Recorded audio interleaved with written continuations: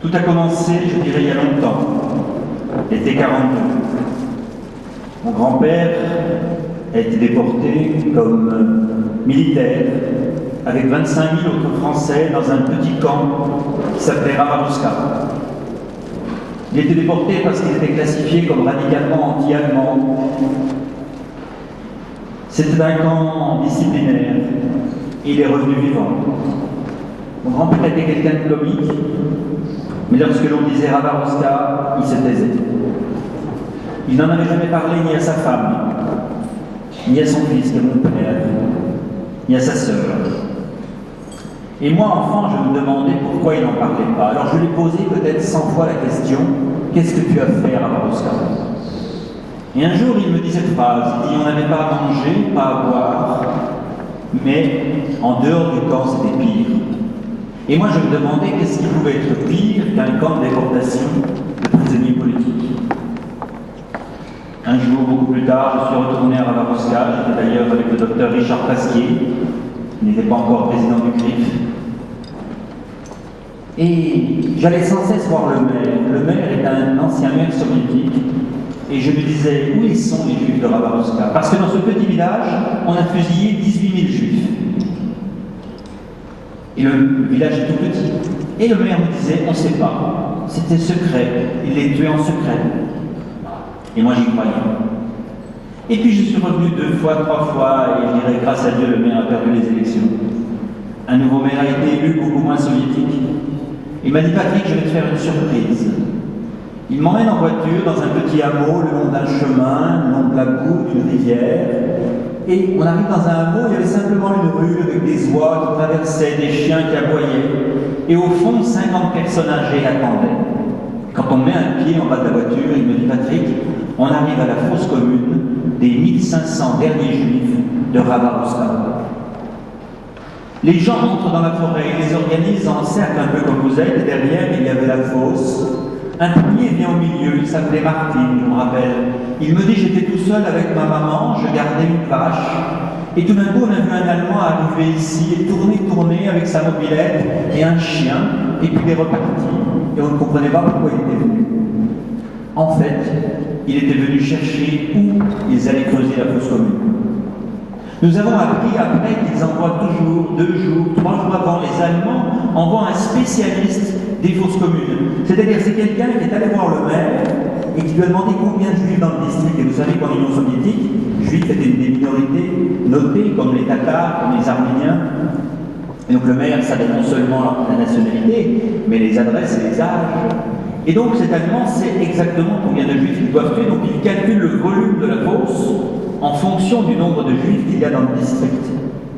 Les fosses communes sont différentes, ce sont des machines à tuer, soit elles sont avec des escaliers pour que les juifs descendent et s'allongent directement sur les morts. C'était une méthode utilisée par la police allemande, ça s'appelle Sardinenpackung. Ou bien elles sont rondes et on les tue du dessus, ou bien en tranchées.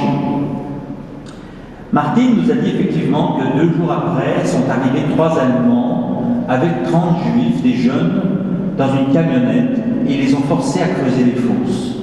Cela a pris 2 jours. Ils se souvenaient de tous les détails parce qu'ils étaient vraiment à côté des Allemands, et les Allemands ont pris faim. Ils avaient peur d'être empoisonnés par le village, alors ils ont demandé au village d'amener des poulets vivants pour les faire griller. Et puis, ils ont mis une table avec un gramophone, et ils ont goûté de la musique allemande, et l'un jouait de l'harmonica, et a cassé son harmonica. Et plus tard, bien plus tard, avec un détecteur de métal, on a retrouvé des morceaux d'harmonica allemands. Et puis, au bout d'un moment, ils ont dit aux Juifs, vous êtes fatigués, ils ont mis une petite échelle en bois, ils leur ont dit, vous devez ressortir de la fosse et vous reposer, et les Juifs se sont reposés, et un Allemand est descendu secrètement dans la fosse et a mis des explosifs sous le sol. Et après, ils ont dit aux Juifs, maintenant, vous pouvez recommencer à creuser, et les 30 Juifs ont explosé. À ce moment-là, une dame est sortie avec un fichu vert, je me rappelle, elle arrive au centre et elle me dit, moi j'étais jeune fille, j'avais 14 ans, j'étais dans ma ferme, un Allemand me dit, come, et j'ai dû venir et ramasser des morceaux des Juifs qui étaient dans les branches et les faire descendre. Vous savez, en Russie, on parle très crûment. Je me souviens très bien qu'elle me disait qu'il y avait la moitié des corps, d'un corps dans un sapin. Et puis des camions, et des camions de Juifs sont arrivés. pendant une journée. En une journée, avec 2 tireurs, carabine Mauser, ils ont fusillé 1500 juifs. 2 tireurs et 3 pousseurs, avec des gants en cuir jusqu'aux épaules. Pourquoi des pousseurs? Parce qu'en juillet 1941, la Wehrmacht avait demandé un accord de n'utiliser qu'une seule munition par juif pour économie de guerre. Et donc, si les juifs n'étaient que blessés ou bien enfants, on les jetait vivants, on les poussait. Ce qui fait que par la suite, dans tous les villages d'Ukraine, au nord, au sud, à l'est, à l'ouest, on nous a dit les fosses communes ont mis 3 jours pour mourir. Ou bien la fosse commune a bougé pendant 3 jours. Une balle, un juif, une balle. À la fin de la journée, moi j'étais en état de choc. J'avais jamais entendu des histoires pareilles, les témoins partaient, pleuraient et rentraient à la maison. Je me trouvais tout seul dans la forêt avec le maire. Et le maire me dit: Patrick, ce qu'on a fait là pour un village, je peux te le faire pour 100 villages. Je ne saurais jamais pourquoi ce maire m'a dit ça. Et je ne saurais jamais pourquoi j'ai dit oui. Je suis rentré à Paris, j'ai rencontré le cardinal Lustiger, qui était de famille juive. Il m'a dit: oh, je connais l'histoire, parce que ma famille polonaise juive a tout été fusillée à Béjin en Pologne. J'ai rencontré Israël Singer, du Congrès juif mondial, et lui, il ne savait pas que je parlais hébreu. Alors il a dit à son voisin, il dit: tu sais quoi, on cherche les fosses communes depuis 1944, et ce type qu'on ne connaît pas, il les trouve. Alors j'ai organisé une rencontre entre Israël Singer et Lustiger à Évry, en banlieue parisienne, et on a fondé cette association qui s'appelle Yarad, ensemble en hébreu, Inuno ensemble en latin. Lustiger allait dire: on ne va pas dire Uno, parce qu'on n'est pas un entre catholique et juif, mais on est en un, et un c'est Dieu. Aujourd'hui, 20 jeunes travaillent plein temps. Nous partons tous les mois, une équipe par mois, 17 jours.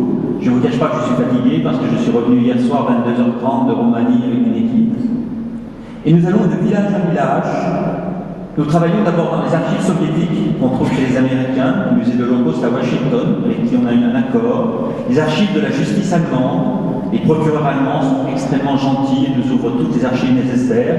Nous collectons ces archives à Paris, nous les traduisons et nous faisons un dossier, ce qui fait qu'avant d'aller dans le village, on sait déjà s'ils ont tué 300 juifs, ou bien comme à Bogdanivka, 45 000 juifs, et juifs d'Odessa. Quand on arrive dans le village, j'ai 4 enquêteurs, nous sommes 9. Ils vont dans 4 directions et ils frappent à toutes les portes, avec une seule question, toujours positive, parce qu'ils se souviennent du KGB, et toute question négative arrête l'interrogatoire. C'est: vous étiez là pendant la guerre, madame? Et si la personne répond oui, on dit: alors vous allez pouvoir nous aider. Parce qu'on cherche où sont enterrés les juifs, et s'il y a des gens dans le village qui étaient présents le jour de l'assassinat. Parce qu'on a appris 2 choses: qu'ils tuaient les juifs en public. À l'ouest, la Shoah, c'était secret. À l'est, c'était un spectacle. On invitait la population pour voir, car les Allemands se sentaient, je dirais, en légitimité d'assassiner les Juifs. Qui tire? Les Einsatzgruppen, mais aussi la police d'ordre, Ordnung Polizei, mais aussi la gendarmerie allemande, mais aussi la police locale, quiconque a une arme